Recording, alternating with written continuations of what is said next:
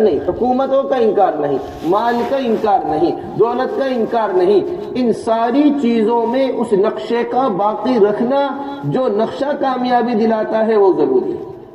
سلیمان علیہ السلام کی بادشاہت ہے، ہوا میں تب اڑا کرتے تھے، پرندے سائے کیا کرتے تھے، یہ ہوا ان کے قابو میں تھی، جنات ان کے تابع تھے، مچھلیوں کی آواز سن لیا کرتے تھے، کیڑے مکوڑوں کی آوازیں سن لیا کرتے تھے۔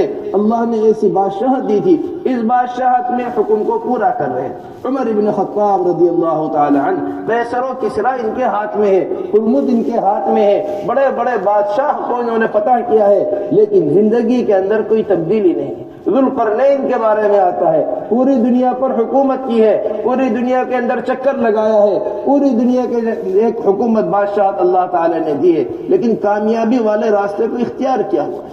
کامیابی والے راستے کو کیا سمجھ رہے نا ہماری بات؟ ہم یہ نہیں کہتے فیکٹریاں چھوڑ دو، کارخانے چھوڑ دو، یہ سارے کے سارا نظام چھوڑ کر ہم رہبانیت اختیار کر لیں، نہیں، اسلام نے رہبانیت کو کوئی چیز نہیں کہا۔ یہ فرمایا ہے لا رہبانیت فی الاسلام، اسلام کے اندر کوئی رہبانیت نہیں۔ ایک صحابی حضور اکرم صلی اللہ علیہ وسلم کے پاس آئے، آ کر کہنے یا رسول اللہ جنگل میں جانے کا ارادہ کر لیا ہے، بیوی بچوں کو چھوڑنے کا ارادہ کر لیا ہے، اب کچھ نہیں، میں رہبانیت اختیار کرنا چاہتا ہوں۔ فرمایا لا رہبانیت فی الاسلام، یا رسول اللہ میں سیاحت اختیار کرنا چاہتا ہوں۔ علماء نے اس کی تشریح لکھی ہے، گلوں کے اندر پٹے ڈال کر جنگل میں چلا جانا چاہتا ہوں، نہ بیوی کو دیکھوں نہ بچوں کو دیکھوں، نہ کاروبار کو دیکھوں نہ کھیت کو دیکھوں، بس جنگل میں اللہ اللہ کرتا رہوں کسی غار کے اندر پڑے ہوئے۔ فرمایا سیاحت امتی الجہاد فی سبیل اللہ، اللہ کے راستے کی نقل و حرکت، اللہ کے راستے کی محنت،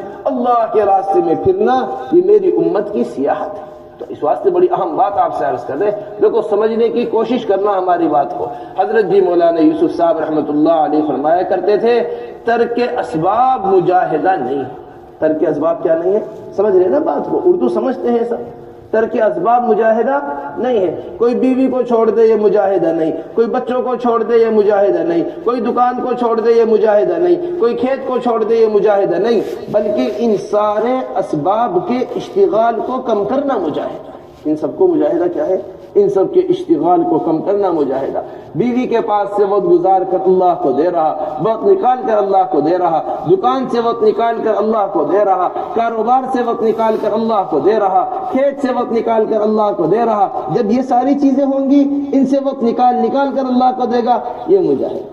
اس واسطے سب سے پہلی چیز جس کے اوپر حضرات صحابہ رضی اللہ اجمعین سے محنت کرائی گئی، وہ ان کو ان شکلوں میں